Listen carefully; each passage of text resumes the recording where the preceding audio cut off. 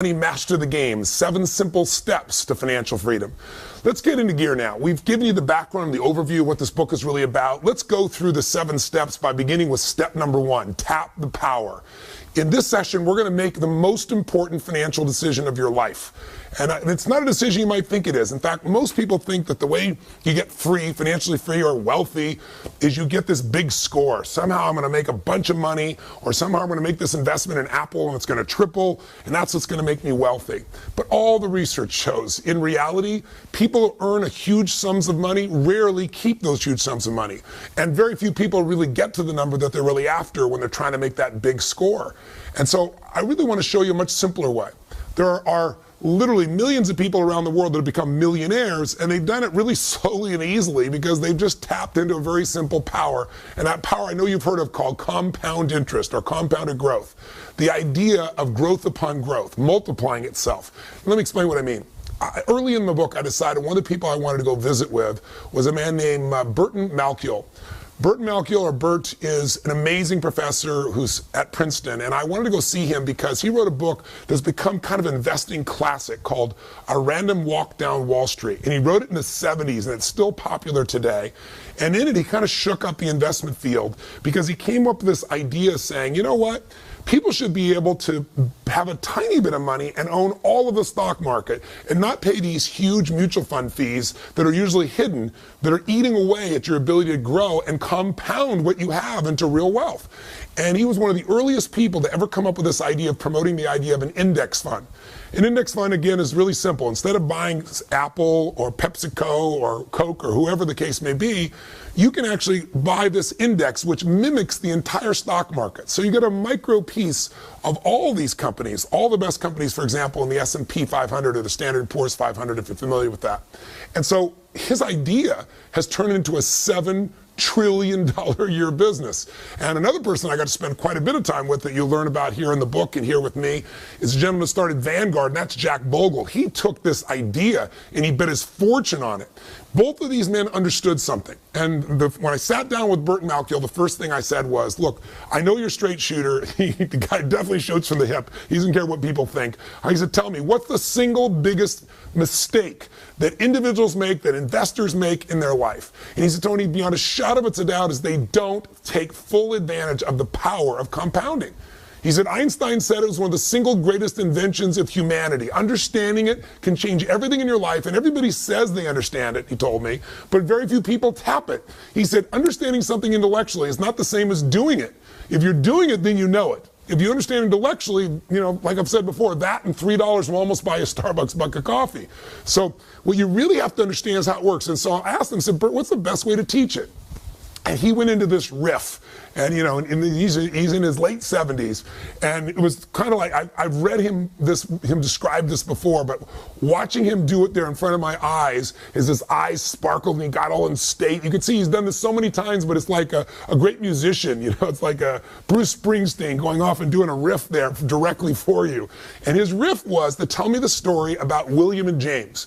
He said, tell me, to give you a real example. Let's say 2 guys, William and James, and let's say William starts out at 20 years old, and he starts taking a little bit of his money and just locking it down and setting aside and investing it.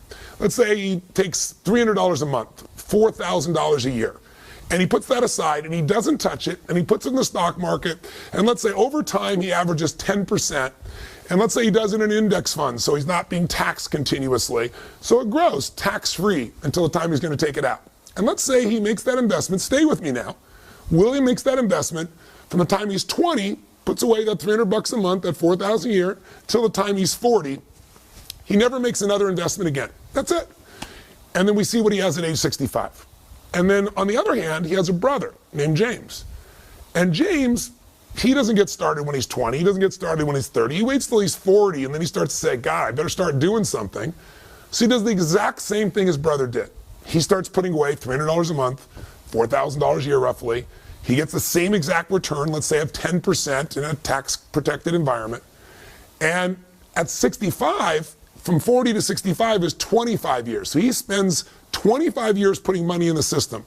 Think of it, $4,000 times 25 years is $100,000. His brother, William, he only did this for 20 years. 20 to 40, 20 years, times 4,000, 80,000. So the second brother, William and James put in significantly more money into the system, done it longer, but at age 65, they both got the same rate of return. Who do you think is doing better off? I know you know the answer, but the real question is, how much better off? And that's what most people have no clue of. William, who started earlier and quit earlier, has 600% more money. Not 20%, not 50%, not 600% more money.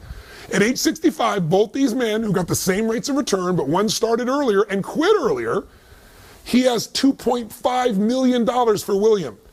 And James, who started later and put more money into the system, but he started later, so he got less compounding, he ended up with $400,000. A $2.1 million difference. Now that could be the difference between total financial freedom for somebody or doing okay for a while and at 70 having to get a job to be somebody greeting people at Walmart. See, this understanding of compounding is how you can free yourself from this idea that somehow you've got to make this giant score, because the more you try to create that giant score, even if you get it, usually isn't kept. And how can I say that? Because I've been in this business working with people, some of the greatest entertainers, actors, musicians, sports stars, government officials who go off and make money afterwards. And I can tell you one thing, rarely do they keep it because they've never understood how to really tap into this power. And I'll give you one more example because Bert gave it to me at the time. He said Ben Franklin, when he was living alive, there were two cities that were kind of like sister cities for him. And it was Philadelphia and Boston. He went back and forth between them. They felt like hometowns to him. So when he died in 1790, he gave both cities $1,000, but the control and the guide was they couldn't be touched. The money had to be invested and had to be left alone for 100 years. After 100 years, he already calculated what he knew it would be worth. He said they could both take out $500,000. That 1,000 would be worth 500,000, he had calculated, or more. It was actually worth a lot more. And then at 200 years, they have to leave the rest in and let it accumulate. And at 200 years, they could take all the money out for both cities. Well, both cities got a $500,000 hit from a $1,000 investment 100 years out. That's pretty amazing mathematics. When it grows, you think about that. Nothing was added to it. It was just natural interest growing, the growth that happened in the market. And then what happened in 200 years? That $1,000 had grown to $6.5 million, even though they'd already taken $500,000 out and it didn't get to compound for 100 years. $6.5 million, that's a 3,000% return. So compounding is amazing. And I know you've heard of it. I'm sure you've got examples you've heard. But what I really want to do in this particular session with you is get you to take step one to financial freedom. And that is to start tapping this power. And the way you're going to tap this power is give up the illusion that you're going to get this home run. And I'll help you with a home run. We'll use a metaphor. How about Curt Schilling, Boston Red Sox? If you're a sports fan, you know about this man because he went to 2 World Series. Brilliant man. He made $100 million in income. $100 million. Now check this out. How much does he have today? He's bankrupt. In fact, he's not only bankrupt, he's upside down $50 million. How's that possible? Because when people make huge sums of money, no matter how much money we make, have you ever noticed that we seem to find a way to spend it? And you say, that's impossible. But when you make that much money, you buy yourself a business or you buy an island, and guess what? You can be upside down so quick and make your head spin. About, if you're old enough, maybe you remember LA Confidential and the woman who won the Academy Award for that, Kim Basinger. Or maybe if you've really been around a while, you remember 9.5 Weeks. She was the highest paid actress of her day. She was getting $10 million a movie at a time when no one ever dreamed of those kinds of numbers. But guess what? Today, she went through bankruptcy. She bought a little town, paid $20 million in Texas for a town, made some bad mistakes, and went bankrupt. I could give you a list that'll make your head spin. I mean, some of the greatest people that found themselves, if not bankrupt, completely busted. People like Willie Nelson, Marvin Gaye, Francis Ford Coppola, who did Godfather, for God's sakes. These are people that made more money than most people ever dream of. Or how about Mike Tyson? Mike Tyson made $500 million in prize money. He actually earned $500 million and then went bankrupt. In fact, he was upside down $27 million. Michael Jackson reportedly had a contract for almost $1 billion, and he couldn't make the payments on his ranch, the Neverlands Ranch, of $25 million. And after he's passed away, people have made a fortune, like a lot of artists. But at the time of his death, things are pretty rough. So it doesn't matter how much money you have. In fact, most people describe what happens with, let's say, a fighter, even somebody as brilliant as Money Mayweather, brilliant guy, unbelievable fighter. But you know, if you talk to nobody less than 50 Cent, his former friend and partner, he said, let me tell you what he does. He goes out and he fights, he gets the money, he spends the money, and then he fights. He said, and you know, he carries around a Louis Vuitton bag full of literally $1 million in cash, just in case anything special happens he wants to take advantage of. So, God forbid if something happens to this man and his ability to fight, he could be in real trouble. We can't do that. And it's easy to make fun of somebody else and go, well, look at what they're doing. But don't most Americans really, like, instead of fight, say work, earn the money, spend the money, work? That cycle is the worst cycle on earth, and that's a cycle I want to get you out of right now, today, by tapping the power and making step one the most important investment decision in your life. So what the heck is it? Well, what if you decided that you were no longer going to be a financial trader? What are you talking about, Tony? I'm not a financial trader. I don't invest in stocks. I don't do that stuff all day long. Most Americans are financial traders, even though they don't think of themselves that way. Why? Because if you're trading time for money, you're making the worst financial trade in the world. Your goal, and the goal I have for you with this book, is to make money your slave. You want money to work for you, so you don't have to. Until that happens, you'll always have some level of uncertainty or fear or stress or insecurity, because there's only so many things that can happen that mess up your income flow and you're in trouble. What would it feel like if you could build what I would call a money machine? Something that made money while you slept. Something that literally every day of your life, even if you weren't working, could provide you an income without ever having to work again. Because see, I ask people all the time, what are you investing for? And people say, well, I don't know, I'm doing my 401k so someday I can retire, or I'm investing so that I can get, you know, more assets or a bigger nest egg. No, you're not. You're investing for one thing and one thing only. You're investing because you want an income. You want an income that will last longer than you live. In fact, I mentioned before, the number one fear of baby boomers today is that not they're going to die. That's their number two fear. The number one fear is I want to run out of money while I'm alive. And millennials have the same fear because, according to statistics, about 70 to 75% of the people are going to run out of money before they die, and we're all living longer. So the chance of that happening is off the charts unless you and I create a money machine. What does that mean? It's really simple. The most important financial decision of your life is deciding that a portion of all the money you earn in your life is yours to keep. That you're not going to give it up. It's for you and for your family, and you're going to keep a portion of what you earn forever, and you're going to grow it. That you're not going to give it to, you know, Kate Spade. You're not going to give it to the Gap. You're not going to give it to whoever you normally gave it to. You're going to keep that for yourself, and you're going to grow it into something that literally will make it so you don't have to work as long as you live. I call it a money machine because it's really simple. If you were to just think of yourself right now as you're a money machine, if you take a look at this graphic, here you are, you work your tail off, and what happens? You use your efforts to get money. You trade time for money, you take work and effort for money. But what if you just did something so simple? You already know to do it, you're just not probably doing it at the level that you could. What if you made a decision that a percentage of what you earn, you're never going to see it, it's just going to instantly and automatically be put into building this money machine, where you're going to take a portion of what you earn, 10%, 15%, 8%, 20%. You get to decide the number. But a portion of what you earn, no matter what, before you ever see it, it's almost like a tax, but the tax is paid to you instead of the government. The tax is for your future self. The tax is about creating financial freedom, so you're not like most people who end up their life being stressed out all the time, where you're the person that can do what you want, when you want, where you want, with whomever you want, because you got freedom. How do you get there? You take a portion of this money that you've done right now and you've earned, you automatically start to fill up this money machine. And just visually imagine, as you work, more goes in, you fill it up, and there's a point, a tipping point, if you will. We call the tipping point a critical mass.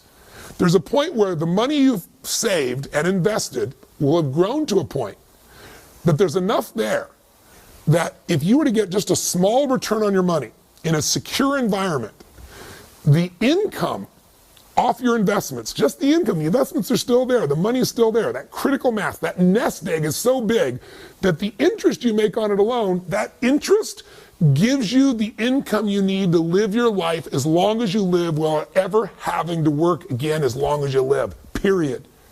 Now, I have that privilege. And I'm fortunate to have helped a lot of people establish that who thought it would never happen, because they don't understand that when you take that little piece aside, you're not just putting in this money machine. If you're smart, if you do what we show you in this book, the other 6 steps, that money won't just sit there accumulating. That money is going to grow. That money while you sleep is going to make more money and grow and grow and grow. So you get to that critical mass, that nest egg, that peak number where the income frees you for the rest of your life. Now here's what's ironic. And I mentioned this before, but I want to reinforce it for you. If you do this, you will get to the point where you won't have to work. And then I will warn you in advance, you will work. And the reason why is because the secret to financial freedom is not having to work. It's not working. The idea that you don't have to work frees you up. Us as human beings, we have to do something to be productive or we go crazy. I can't tell you the number of people that I've met who've hit the jackpot and then they don't do anything and they're depressed or they're frustrated or they're bored out of their mind. You just want to make sure that what you do with your time is what you love, that it's your passion. And if your passion is your work, you'll work more. In fact, it used to be that the game, remember, was get rich and retire at 40. And now the game is get rich and retire at 80 or 75 or 85. Like I've told you, my friend Steve Wynn, 72 years old, still going there. Warren Buffett, 84 years old. I mean, you can go to person after person after person. The people who make the most money, people who make more than $750,000 a year, the vast majority say they'll never retire, or if they retire, it'll be in their late 70s. That's because the game is different. But I'm going to tell you something. When you don't have to work, you don't have to, you walk different. You talk different. You feel different. You go, Tony, well, that sounds like a pipe dream to me. That's because you don't understand compounding. Because you're looking for that big score that hopefully someday you're going to get, when really, truly, if you were William and not James, and you took a little bit of money and set it aside, and you just let that grow through time, you can have millions of dollars for yourself. And I'm going to show you how to make sure to maximize it. I'm going to show you how to make it more tax efficient so you keep more of that money. I'm going to show you how to diversify it so you protect it. I'm going to show you what I've learned from the best people on earth, but none of it is any good if you don't decide on a specific number that you're going to automate to make this happen. Now, I know when I say this, a lot of people say, well, how much? Well, the minimum should be 10%. And ideally, in the world we live in today, if you're 40 or above 45, you should be looking closer to 15% because you have less time to use compounding. So you got to load the system with a bit more. And first thing you'd say, I'm sure many people is, are you kidding me? I don't have that kind of money. I'm spending everything I have right now to keep my credit card bills going, to keep myself going. Everything I earn, I spend. That'll always be true. It doesn't matter how much money people make. Trust me, I've been there myself. You know, I went from barely surviving, trying to figure out what to do, to earning extremely well, and then barely surviving because I overspent. And I mean, it's just the nature of human beings. Our vision gets bigger, we have more resources. But if you will draw a line in the sand and you don't have to think about it. The thing that Burt Malkiel told me, he said, Tony, the secret to it all is you got to pick that number, and then you don't change it. It's like a tax, and you don't see the money. We'll show you how in the book here. You automate it so that money is taken out immediately.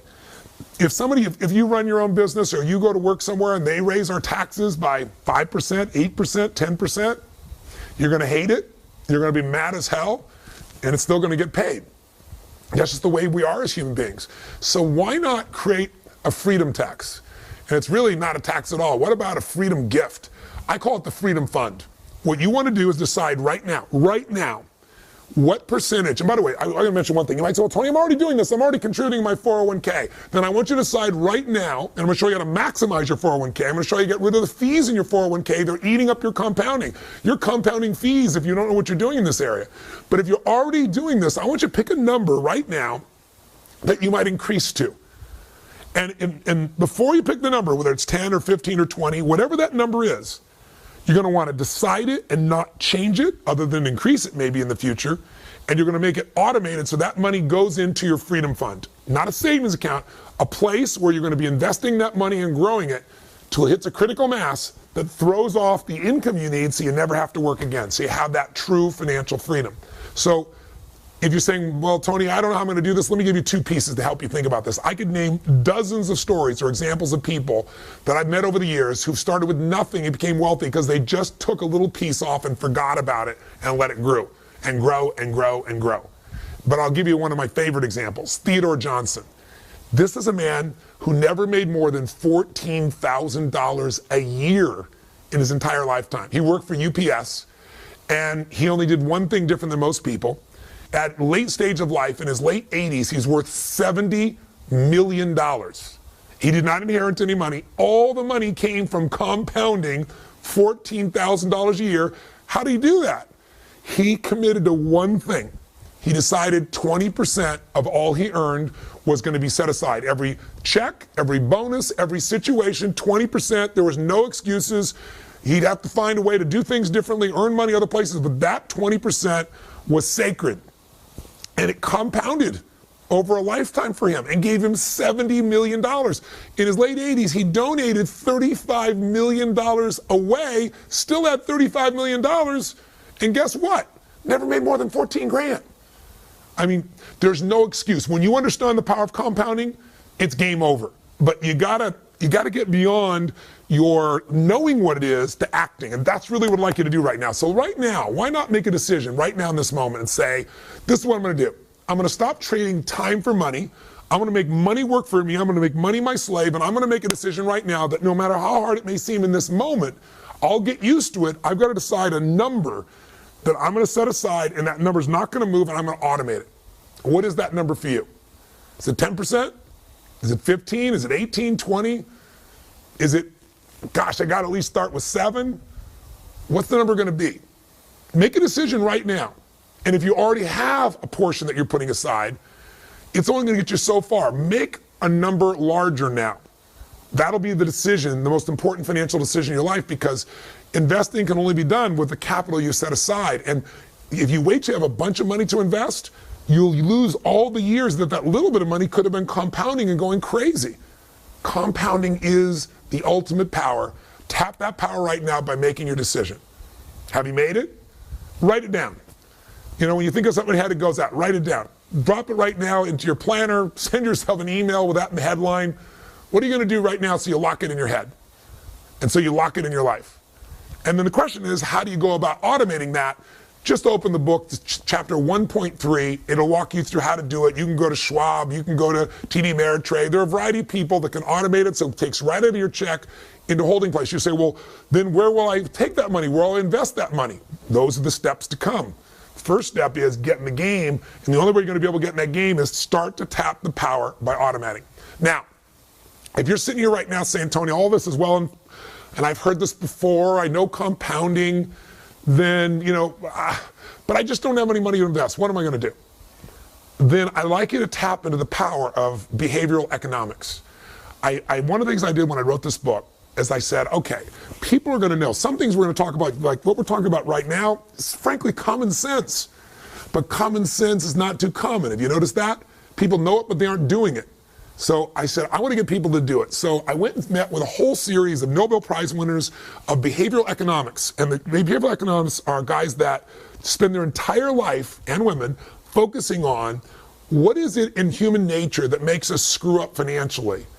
And what technique can we use to get beyond our minds so that we don't need discipline and we automatically get the right results?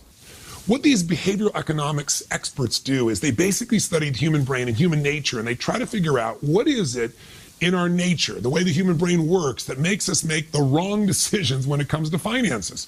And one of those things has to do with the fact that, you know, we want these things, we give more value to things that are immediate than in the future.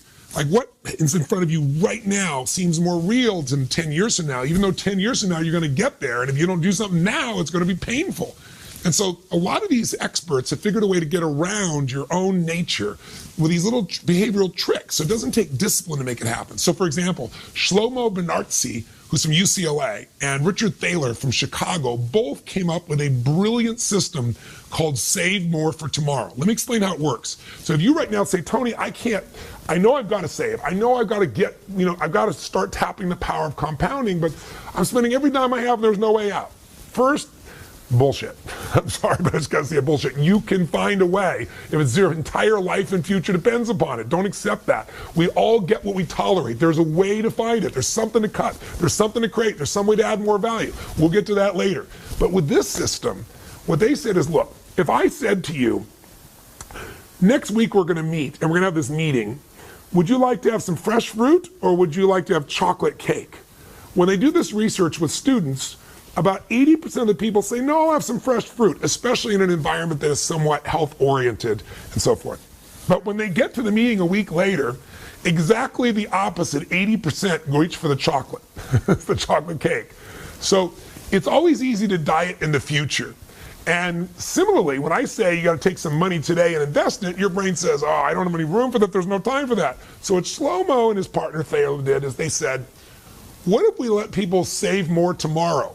What if you said to people today, make a commitment today that when you receive your next raise of any sort, that raise will then be put aside for savings in your freedom fund and to building your financial future.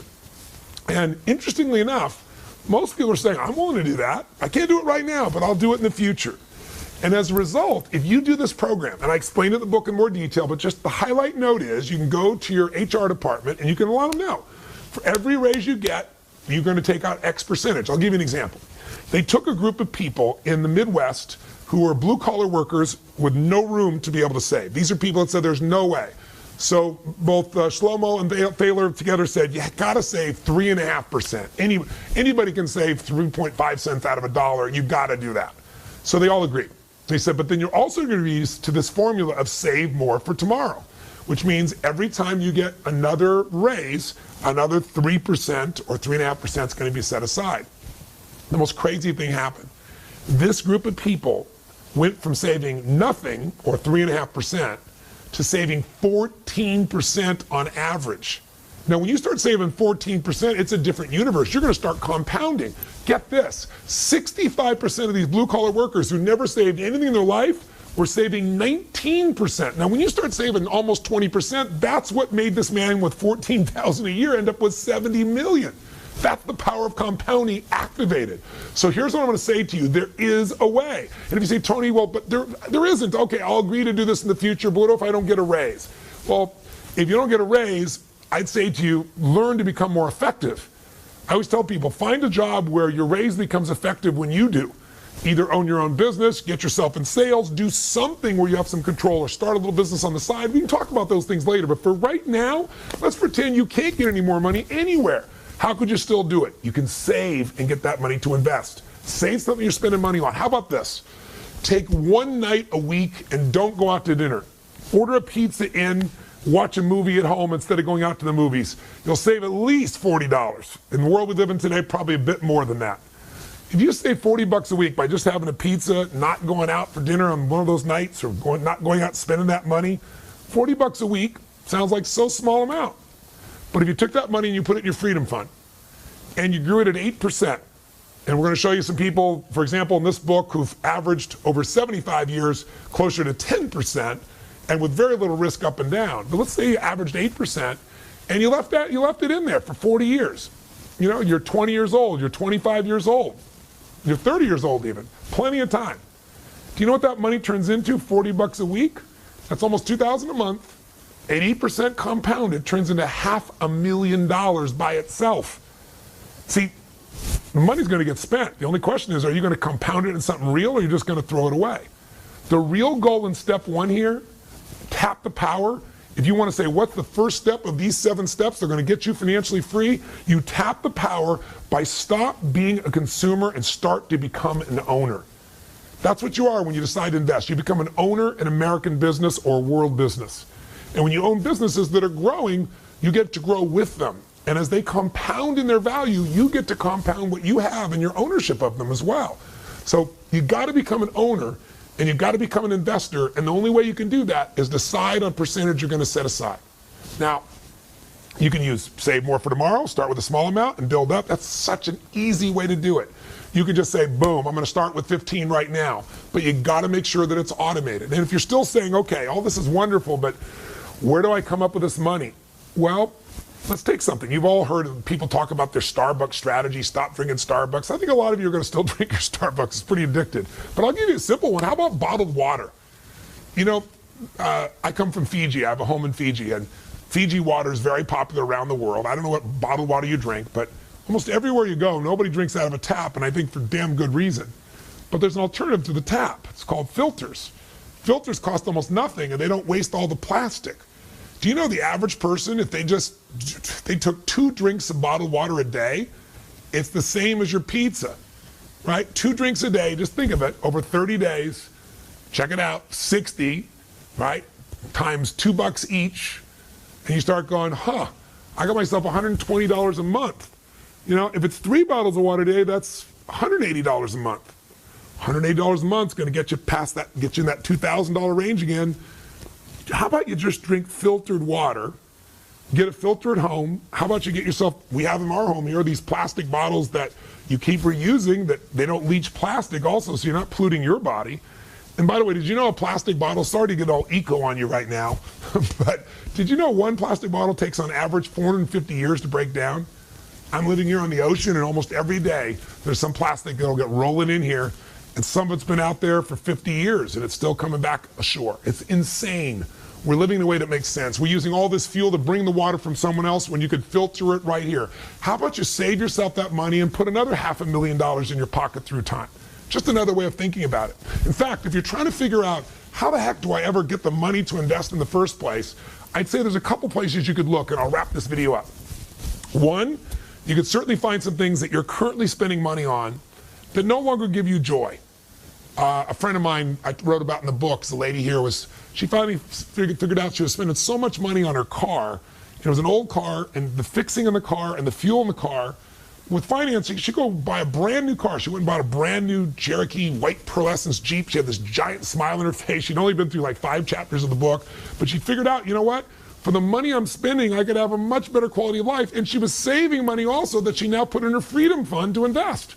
In other words, money she was spending on the car, she got a better car, and the savings were now creating for a financial future where she wasn't the money machine anymore. Her freedom fund was going to become the money machine.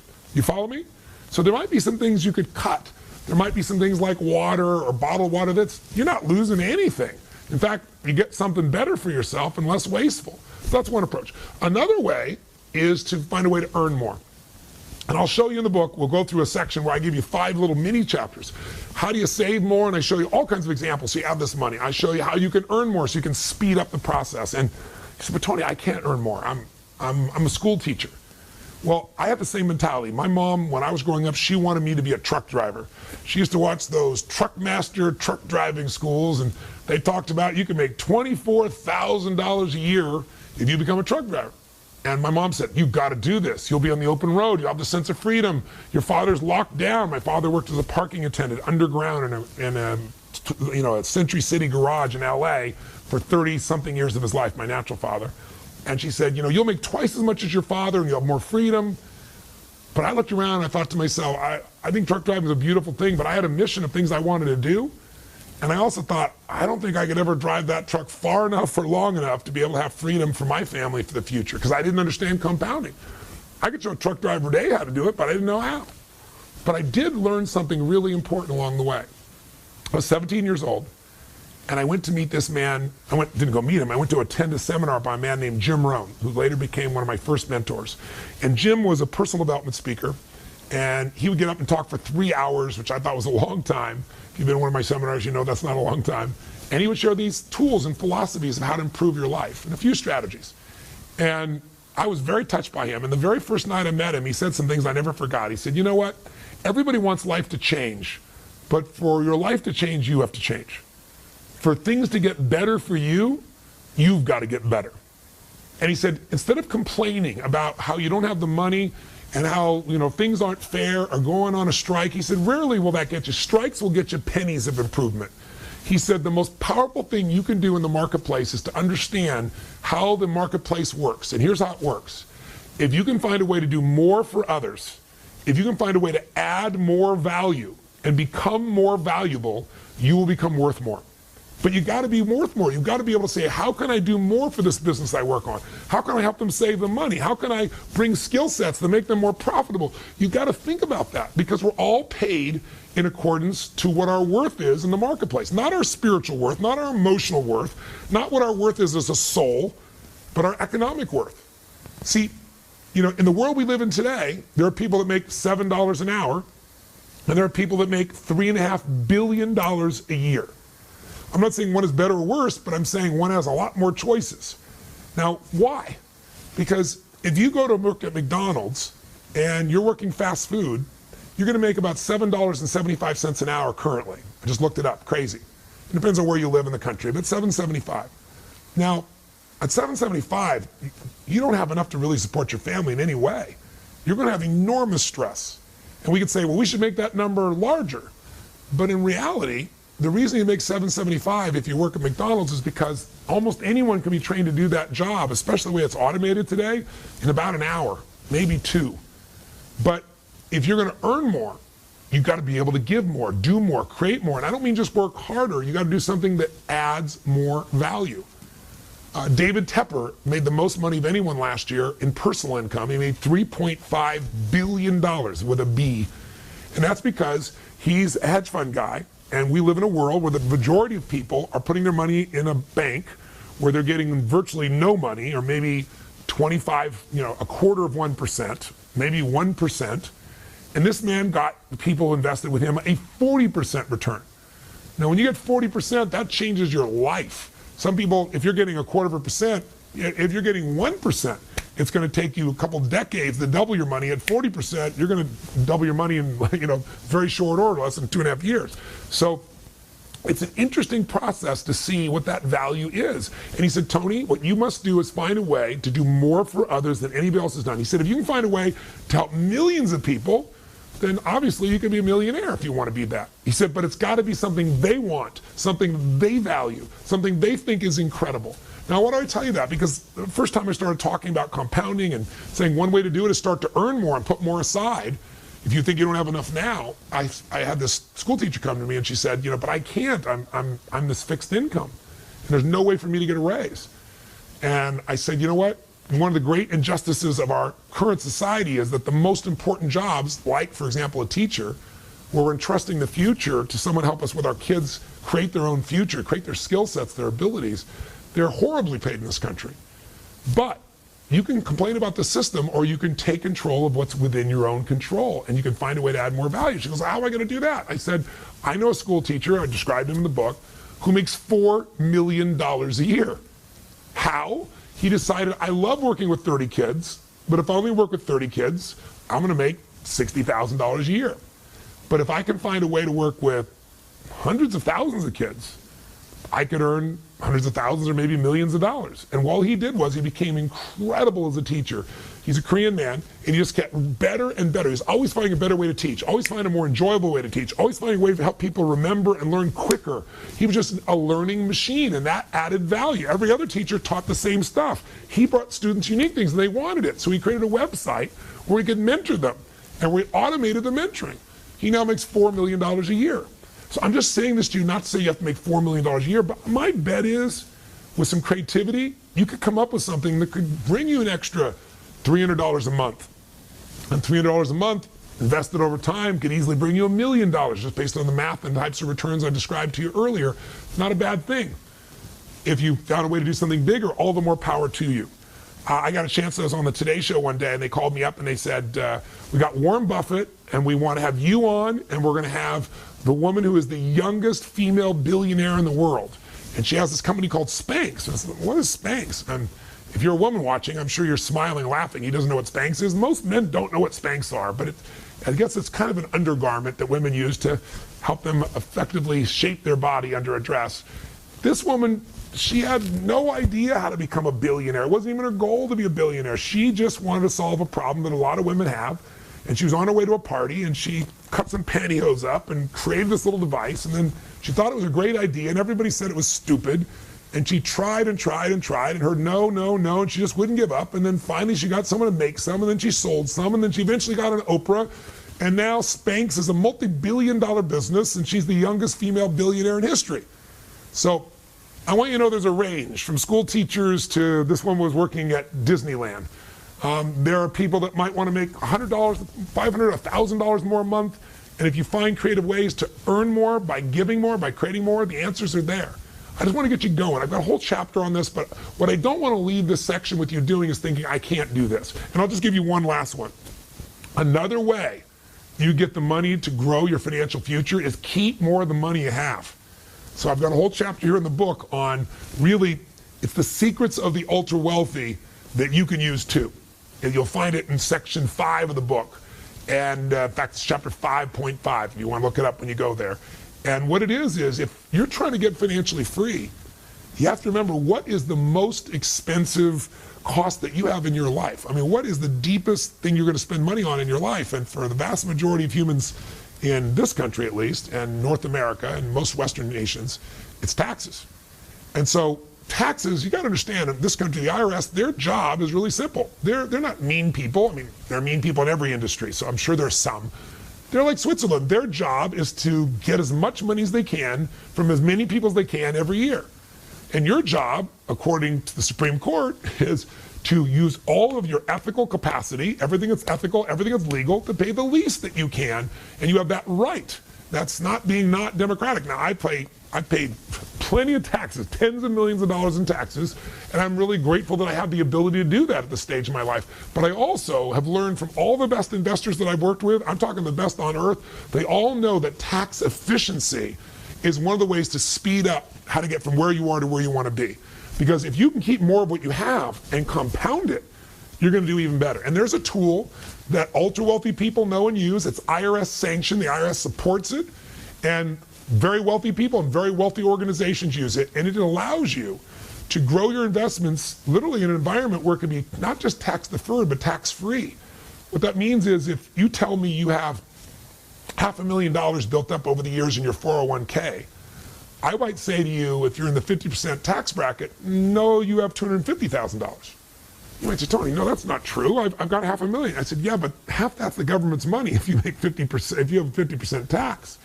But what if that $500,000 could be put in an environment where when you made $500,000, it was all yours? That would get you your goals twice as fast, wouldn't it? Or if you're at a 30% tax rate, 30% faster. It might save you a decade. So be sure to check that part of the book out. All I want to get you to know is the game is you got to tap the power. Step number one. Step number one of being repetitive, but I want you to get it. We want to make that decision right now. Step number one is make the most important financial decision of your life. Decide right now, what percentage are you going to keep for your family forever? What percentage of your money are you going to set aside, automate, and make sure you put in a freedom fund that you're going to start to invest and build into something that will eventually provide that income for you where you never have to work again as long as you live. You only work because you want to, not because you have to. Sound exciting? Well, as simplistic as it is, I'm sure part of your brain's going, well, okay, I'll do that, but where am I going to invest? Where am I going to put this money? That's coming next. But first, you got to make the first step. So let me turn this video off. Either pick up the book, read the details, or call Fidelity or Schwab, or go online and find a way you're going to just automate deducting. What's the number? Don't change it. If you already got a number, increase it. Is it 10? Is it 12? Is it 14? Is it 15? Is it 20? Is it at least 7 or 8? And then what are you going to do to grow it through time? All right? Hope I got your attention. The power of compounding will give you real wealth, not just going for a big hit. And hey, by the way, if you get a big hit and you're smart, you'll throw a bunch of it into your freedom fund. You'll just get there faster. Thanks for watching. Look for my next video in a couple of days. Live strong and live with passion.